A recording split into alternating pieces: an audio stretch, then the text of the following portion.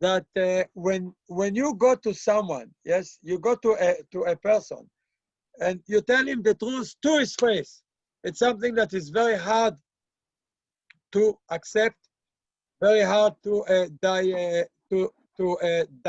digest. He's not going to accept it, and we learn it from Yaakov Avinu. You know, Yaakov Avinu, he wanted to reprimand Reuven for the story. You know, there was the whole story after Yaakov died, and not Yaakov died. After Rachel died, they say Reuven came, he changed the bed. You know, the whole story that was there.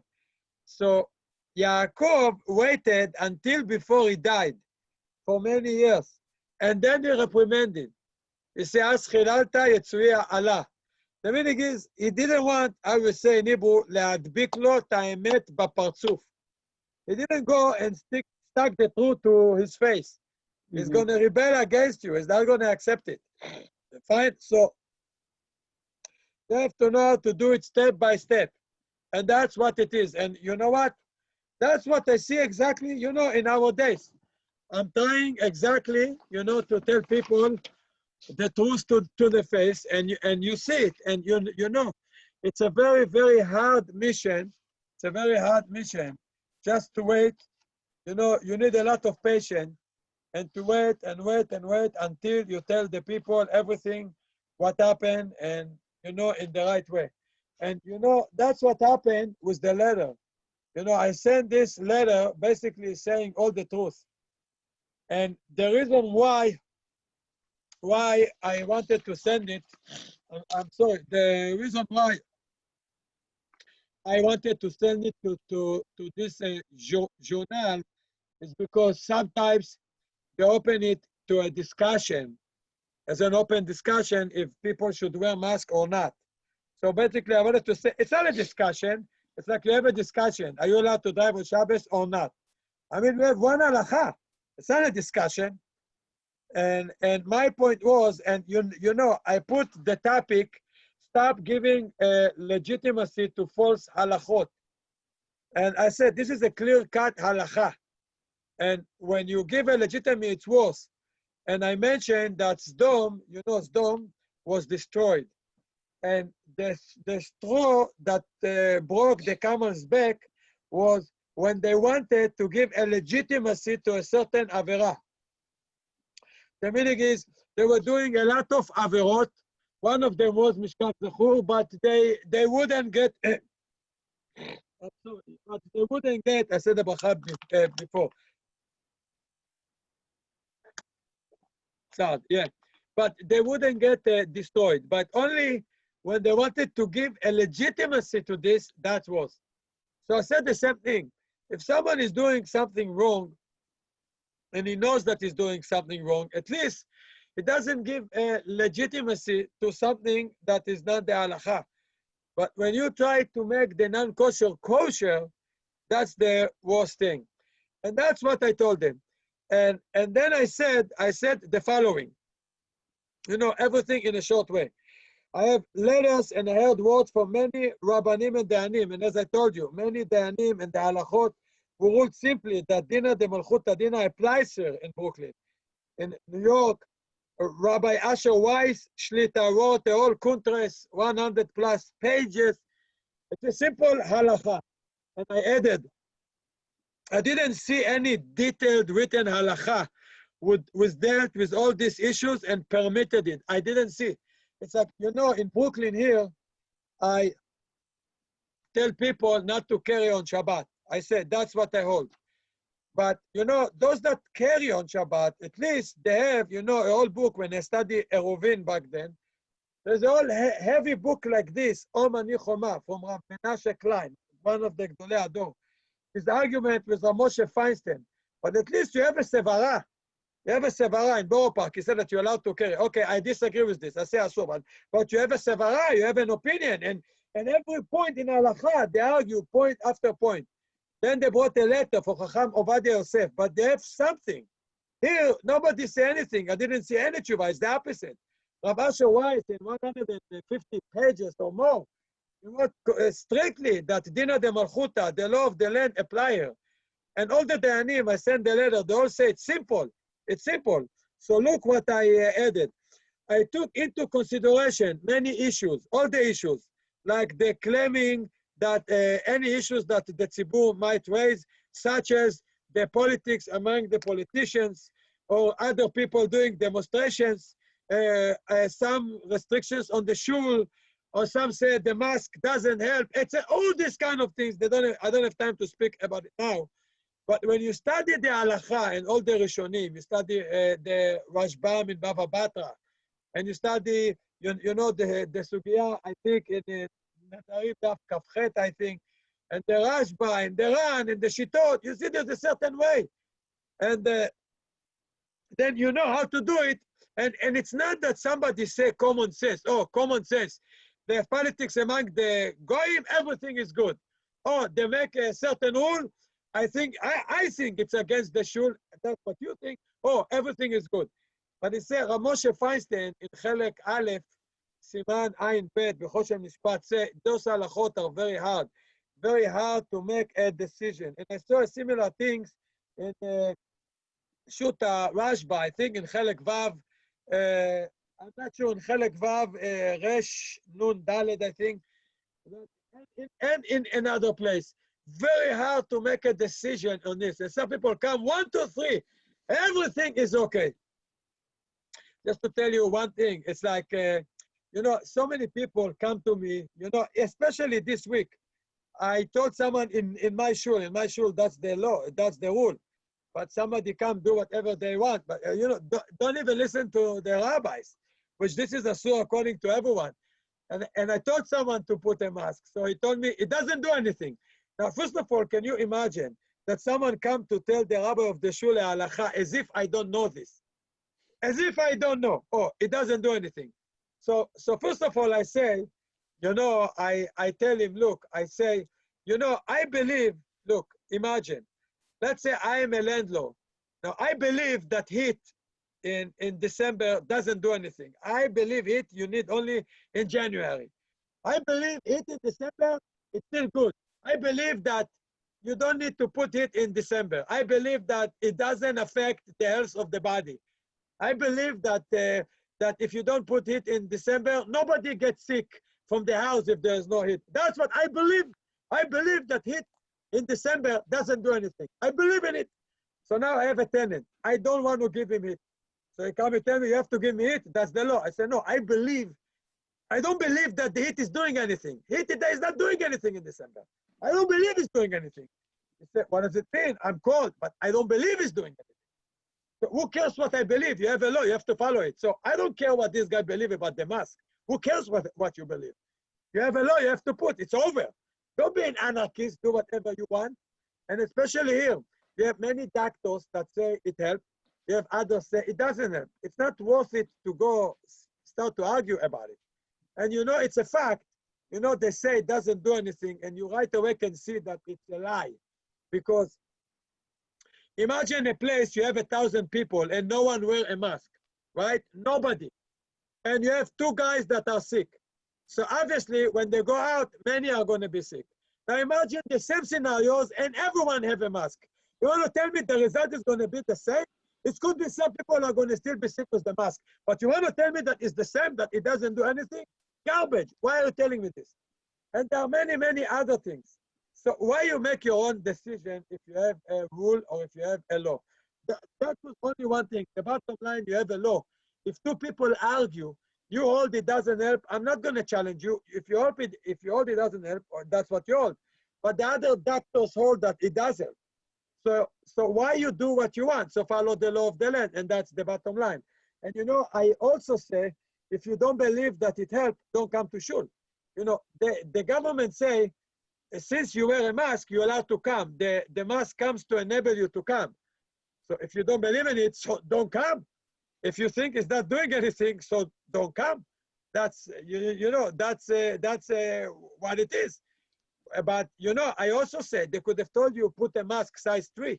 A mask size 3 does a lot. I mean, on the power 3, you have a number 3. So don't put number 1. They give you the option. But you realize it's all an excuse. But anyway, I wrote this I don't have time to argue about it here, and I wrote there's no room to discuss this in the letter. I say according to halacha, dina de malchuta dina, and all these kind of things. And then I end the letter. Anyone who has questions or comments should ask himself first if he knows which simanim in the Shulchan Aruch he write about dina de malchuta. And here are some sources to study. The gather of dina de malchuta, as we see in the Rishonim, Rashbam, Baba Batra 54:2, Rambam Ilchot Gzela 5:18, versus the Ranin Nedarim 28a by the name of Tosafot. The argument of the Ran and the Rosh Gittin Daf Yud versus the Rambam in Ilchot Malveh 27:1. The machloket between the Shulchan Aruch and the Rama Siman Samachet in the gather of dina de malchuta, important machloket, and the kushia of the Ran, of the Shach, in Siman Ayin Gimel Lamed Bet on the Rama. This has to do when you feel that something is going against the religion. And now the Khatam Sofer in Siman Mem Daled answering. So only when you know this, you can know how to deal if you think that they make a certain law against the religion in your eyes. And if you study Grot Moshe in Chelek Aleph, Siman Ayin Aleph, and in Chelek Bet, Siman Ayin Bet, and more, and Shuta Rashba, a lot of sources that I wrote. Go study this, then come to argue. And that's the letter, but you know, they didn't want to publish it. So I spoke to someone that he really is on my side, and he agreed that we have to do. And he says exactly the point. If you glue to someone the truth in his face, it's going to go against you. So he said, you have to be smart, and don't go right away to the conclusion. Go in a nice way, explain the situation. I saw this, I saw this. It's like, let's say I say, you know, I come to pray in my shul, we have a rule, and all the people think it's okay because of the other shul. Start in a nice way and go to conclusion in the end. So if I want, I don't know if I have the time, I'm going to write another letter. But this letter is the truth. You know, but the emet is really here. But comes to show how much we have to be careful. But you know, Zev, I want to mention another point. I know that our topic would be Eretz Israel, and then I want to speak about the Rambam, but I think I'm going to mention at least one point from the Rambam, what it means, because, my goal is, in our class of the Rambam, I want to go back to the introduction. I want to go back over the introduction, it's very important, and then I want to go in an order to do the third part, which I told you, it's like now, it's like we finish a lot of stuff and now we can go in an order. But I always prefer to go with the third part, that it talks a lot about mitzvot and other stuff. And then we are going to go back. So this is more or less, I'm sorry, the plan. And when you study this book, Moreh Nevuchim, Guide to the Perplexed, it's really opened your mind a lot and you know how to think like in the right way. And as I told you, some people think only perplexed people have to study it. But the Rambam in the Akdama say, what is the opposite of perplexed, of navoch? The opposite is sachal, someone that is not so smart, unfortunately. So we think on a higher, the level that we think, that's what you see. Now, here is what it is. I think one of the things that is confusing the people, and I wanted to speak more about it and show you also a proof. Something that is really confusing the people all the time when you see the majority of the people that are doing one thing. Okay, and I think that's exactly, I told you what happened. In my shul, me and the rabbi, I'm the assistant rabbi, but the rabbi there is he made the rule, that the rule is you must follow the government law, put a mask. In our shul, there is a mask. But there are people that they make mistakes because they see other yeshivot and rabbis that are very big. And it's not that they wrote a tshuva, as I told you. If a rabbi like Rav Menashe Klein about the Eruv is going to come with the tshuva, with all the simanim, just like this, he say, it's okay, now I can go and study. But nobody did it. Just they have a certain way, which I have a lot of what to say, and I think that I know why. And Zev, I think that I can divide it into three groups. One is the Limud Torah. How do we keep the Limud Torah? So now, that's the only question that we have over here. How do we deal with the spiritual danger when you also have a physical danger? I have a lot of what to say on this issue, But let's put it on the side, because first I want to speak about the first two. The meaning is, I've seen people, especially in the summer, going shopping. You see Jewish stores and there is no mask. There is no heter for this. It's not a question how spiritually you want to save the place. Didn't the Malchuta apply here? It's 100%. It's not even a question. שולחן אור סימן שס"ט, תקנות טובת בני העיר, and all the other יסודות, והרשב"ם במסכת בבא בתרא, דף נ"ד, and on and on and on. It's 100%, not even a shaila. I sent a letter to so many dayanim. Each one, pashut, שזה apply, זה פשוט. And people that think it doesn't apply because of politics in this, they don't even know what they're talking. And I think I mentioned to you that according to Rashbam over there in Bava Batra, since the whole the Malchuta Yesod is that the people want this government. And everyone is going to say the people would prefer to have a government like this with all the politics, that you have law and order over a chaos or over the government that was in the time of the Persians in the Masechet Gittin Daf Yud. Everyone is going to agree with this. So it's not even a shaila, not even a question. And even Moshe Feinstein say, so hard to make a decision in Aleph Ayin Aleph Sam. Wow, you need to think. And some people come, boom, 1, 2, 3. Oh, it's easy. What are you doing? You see, people are really ignorant, don't even know the halachot. So I say for going shopping, it's not even a shaila. So why so many, I see so many people in doing shopping, you go without a mask. I mean, you go to the stores of the Goyim back then, I was in South Fallsburg in the summer. See the Goyish stores, shoppers in this, everyone forces you with a mask and you go. But what does it mean to a Jewish store not to put a mask? Besides of the Chilul Hashem, I speak about the din of the Malchuta.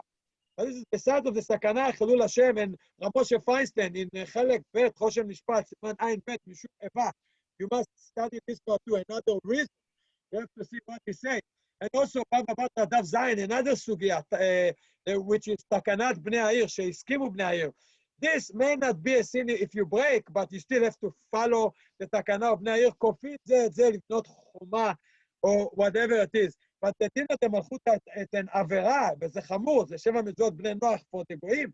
So, on this, there is not even a question. So, you know, our job is to reprimand people when they do something wrong. How do you tell them the truth? And now, this is, you're talking about shopping. Now, prayer is the same. The whole issue that the Gdolim have to deal is, how do we, in a place of Torah, how do we, there is a spiritual danger, and that's the truth. And I know a few yeshiva bachurim that when the yeshiva started to do this plan with the capsule and this, they say, I'm not going back. They have a dominant and this, how you deal with it? Yes, it's a sakana, but I'm not up to this point. Of course, we have to deal with it. I just want to mention Rabbi Asher Weiss, we heard him speaking a few weeks ago. He said that in this case, for sure, there's a way to do both. But that's the problem, that's the issue. But about shopping and praying, what's the question? I mean, at least from the din of the Malchuta, you have to follow it. Even if the power of the virus is small, and yesterday we spoke, in the city of New York, really something happened, that the power of the virus, you know, got weak. But still, I know people with high risk can die. You know, and I've seen such cases. Now, here is what it is. And what it is, Zev, the question is, how can you go against the majority of the people? Okay, how can someone do it? And I wanted to show you a case. I wanted to show you a case because when I spoke in my shul, and by the way, I told you I spoke to one of the Gdolim from the Moetzet Gdolei Torah, so he was quiet the whole time. But when I asked him, he specifically said that really this is the halacha. He said that I'm right. I don't want to mention his name now, but he specifically said for people that are coming to my shul, of course they have to follow these rules. That's his words. And those people come to me and they mention him. That as if he doesn't say anything and in his shul is this. That's the problem. When you see that everyone is doing one thing in the shul and we give them all the respect, the dolim and this, then you come to my shul and you do what you do and then it's bad. And then because of you, I have to go to pray in a different room. Okay, now, but I want to show you this. Okay, and that's something new. I want to show you an example. The story, you know the story of Shmuel Hanavi. And there is a lesson. There is a lesson from this story. Shmuel Hanavi. You know, I have over here a copy from the book, from the Chumash. You know, it's a known story. And what happened there, you know, his mother prayed for him. And I also want you to know what we do in the prayer. Yesterday, I spoke about the bracha Ozer Israel Bigvura. And I spoke about how much, if you remember, we spoke that you put the belt in the morning. And why you call it Gvura. And we say Gvura, the Mefarshim say Gvura to overcome the Yetzer Hara. Because basically what the belt is doing is that you separate between your heart and the erva. So the question is, which part is going to have control on your body? The bottom part or the head? Right. Or this part? And that's what you say. You put the belt and you say, I make a separation. And I'm not going to let my desire to control my mind. That's basically what you say. And I mentioned to you also the Rambam in Moreh Nevuchim, Aleph Mem Bet. It's interesting. What is the definition of life? How do you define life? What is life? And he said the definition of life is machshavot nechonot. And death is machshavot lo nechonot. You can imagine someone can learn Torah the whole day, aval en lo machshavot nechonot. The way I would think is not the right way. You think that someone is mutar, and basically it's asur and he doesn't listen to anyone. And one of the problem is when a lot of people are doing it. And this is like death according to the Rambam. But here's what I want to tell you. A situation like this already happened many times in history. I can tell you a lot of situations. Whether you look in Masechet Ta'anit, Daf Chaf Aleph, Kemdumani, the story of Choni HaMe'agel, that all the people and all the Goyim, you know, when he came back, they made a mistake. And they thought he's a regular guy when he was not, and they make a mistake. And Rabbi Akiva, when he said that Bar Kochva, the Melech HaMashiach, everyone believed the same Mashiach, him, everyone, they followed this. At the end, it was a mistake. It became Bar Koziba. But at least they admit, at least somebody admit, but to continue with the mistake all the time, it's wrong. And especially during Rabbi Akiva, 24,000 students died because something that they did is wrong. That's the majority. Imagine that you live in those days and they do something wrong and I come to reprimand you, tell me, what are you talking about? Everyone is doing it. What are you talking about? Don't tell me this. Look on him, it's a yeshiva. Everyone is doing this. Mm-hmm. What happened? They all died. Only 5 got left. But I want to give you another case. Story by the days, okay, by the days of Eli. And that's really amazing. You know, Eli, first of all, Eli Cohen, right? Eli Cohen, he saw a woman that is praying. He saw Hannah. And you know, I'm going to show you now how much you can learn from this story. And you know, it's interesting. How do we start our tefillah every day in the morning? How do we start this tefillah? We start the tefillah in the morning, but titpalel Chana. Exactly. Do you understand what you are saying? You know, it's interesting that out of everything, the way to start the tefillah is but titpalel Chana. You start the whole praying of the morning with Chana. And I hope that all these people that go to shul, whatever it is, you know, they come, they want to pray, that they understand what's the story of Hannah. And Hannah comes and she prays to Hashem, Alat libi Hashem, etc. First, over here, she prays Hashem. And you know, Zev, if I have time, you know, it's another class. I know there are a few topics that we have to know. The Eretz Israel topic, the Rambam, I have to go back to the Akdama, to the Moreh Nevuchim, and more. But basically, first she prays Hashem a lot, and after she asks Hashem. She asks Hashem for a few things. And she say, Hashem, Yichatu Merivav, Allah, Bashamayim, Yarem, etc. I don't want to go to the Moshe, but I want to go to the story. First, you have the story of Shmuel. Shmuel was a kid. And I'm going to tell you a few aspects of the story. Shmuel, some say, and again, you have to look in Shmuel Aleph, Perek Aleph, and in Perek Bet. Some said that Eli was telling Hannah that הוא היה כאילו, as if he was חייב מיתה. Because as if הוא הורה הלכה בפני הרב. And you know, you are not allowed to be more to teach a halacha in front of the rabbi. Now, some say, what was the halacha? I'm looking just for another file that I kept over here, right? What was the halacha? You know, wow, I kept over here. You know, I wanted to show you, and you know, now I cannot find it. But anyway, If I can't, I can't. But what is the halacha that he said? You know, so the story was, give me another second. I know I put it here, and I want to have the text. I put it here. Give me another second. If not, I'm going to move on. So, wow, I prepared it. Okay, I guess. So, what was the halacha that he said? So they say that, you know, he told them, "Shechita keshera bezar." There was a problem with Eli and his children, especially the children of Eli, that they did things not according to the halacha. Okay, now, so imagine they had a custom back then, what they did, the Kohanim used to shech, and this caused a problem. Soon I'm going to describe to you some of the problem. Shmuel come and say, no, Ezar can be shochet also, but this is really the emet. Now imagine you have over here a situation. Hey, everyone is doing this. Hey, everybody is doing this. What are you doing? You know, this is one thing. Now, something else happened. If you look in the psukim, they're telling you what the children of Eli did. You know, he had two children. And it said that ומשפט הכהנים את העם, כל איש דווח זבח, ובא נער הכהן כבשל הבשר, והמזלג שלוש השיניים בידו, והיכה בכיור, etc. You know, when there is a korban, some of the korbanot, you know, Bezrat Hashem, Hashem should build up the Bet HaMikdash again. But some of the korbanot, right, the Kohanim are allowed to eat from the korbanot. Now, what they did, but there's a certain part, the part that the Kohanim eat was how you call it? The part is, I think, shock, I mean, whatever it is, but they have a certain part that they deserve to get, and they took more. It say how much they put the mazleg and all these kind of things.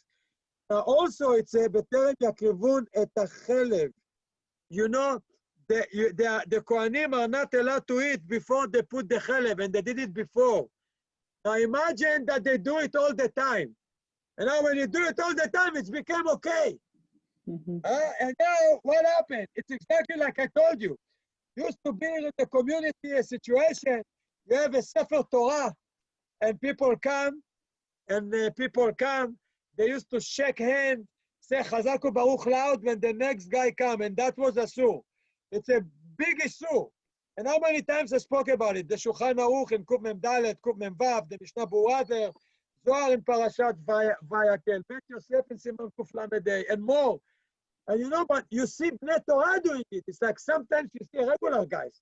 So what, they're supposed to be quiet, supposed to say it's okay because everyone is doing it. So I used to scream about it.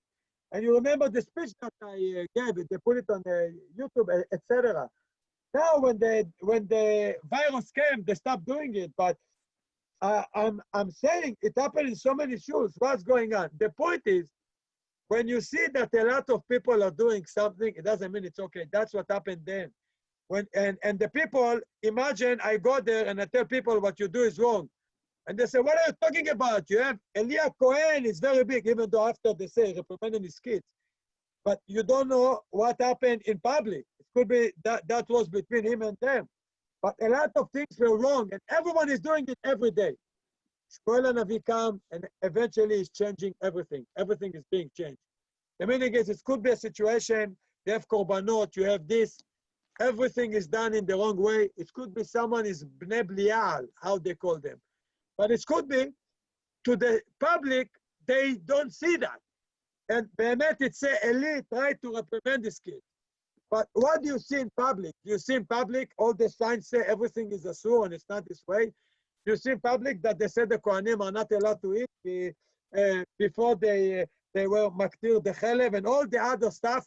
And you know, he did another thing. You know, it said what the kids of Eli did. It said, "V'asher yishkevun et hanashim."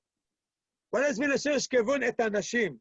You know, women that gave birth had to bring a korban. Had to bring a korban before she became pure. And the kids of Eli, they used to delay them. So a lot of women used to wait there, used to delay them. Now, that's what I say. When you see a situation, you have to fix it. You can't say it happened all the time and it's okay. Oh, but he's Elia Cohen, he's very big. It's very big. Now, you don't know what happened. You know, it could be in public, you don't hear him speaking, but he tried to reprimand him. But it's the same what happened with the question that I told you.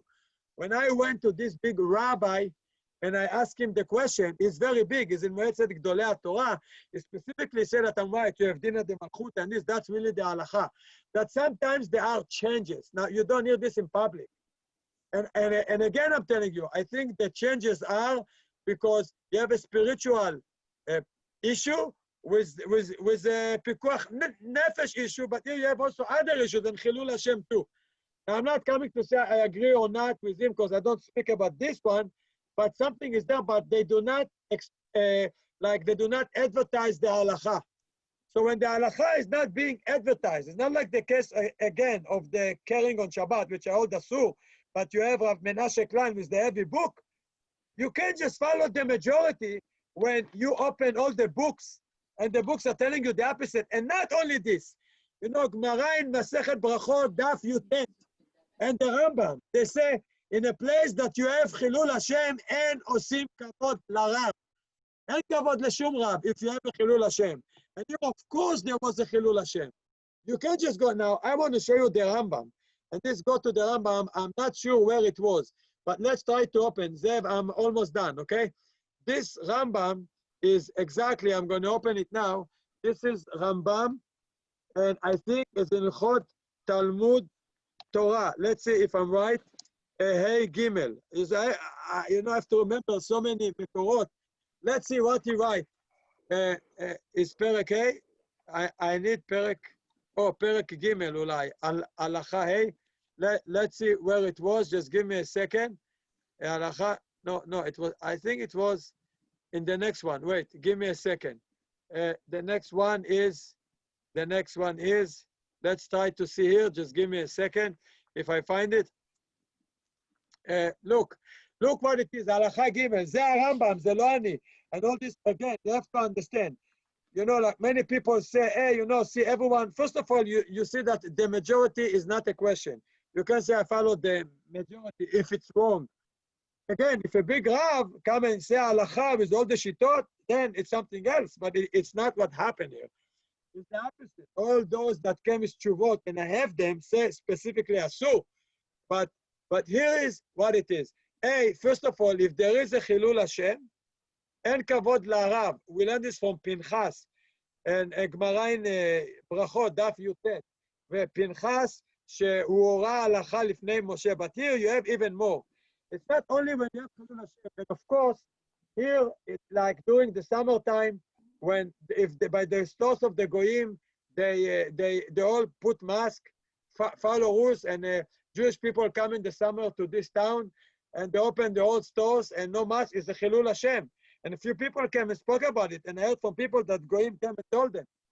Now, beside the chilul Hashem, if the halacha is wrong, you understand, if people are doing halacha wrong, you have to reprimand them. Here, it's not that I'm saying that big rabbis said like advertise halacha that is wrong. No, but you see that people are doing halacha that is wrong. And all the rabbis that advertise said that this is not the halacha.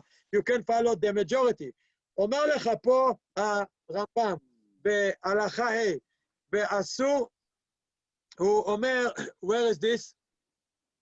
It says, oh, here, in הלכה ג' פרק ה' הלכה ג' היה בינו ובין רבו י"ב מיל, ושאל לו אדם דבר הלכה, מותר לך להשיב ולהפריש מן האיסור, אפילו בפני רבו מותר להורות, להפריש מן האיסור, you see this is there, להפריש מן האיסור אפילו לפני הרב שלו, מותר להפריש מן האיסור.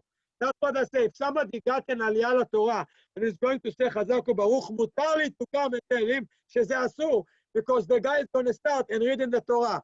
Not only this, if the halacha said that you have to follow דינא דמלכותא, for whatever it is, מותר בפני רבו להפריש מן האיסור, מותר להפריש, מותר להורות.